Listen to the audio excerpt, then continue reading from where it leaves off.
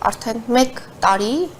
7 ամիս, արդեն 8 ամիս, 1 տարի 8 ամիս սահմաններին մենք չունենք կրակոց,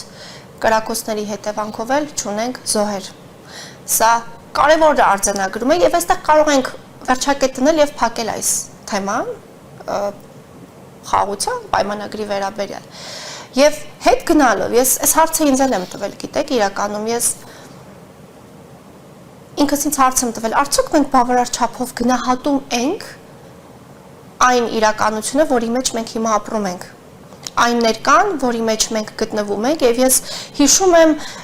օրեր առաջ հիշել եմ այն բոլոր դրվագները, երբ պատերազմի ամենաթեժ օրերին հասարակությունը բոլոր հնարավոր հարթակներում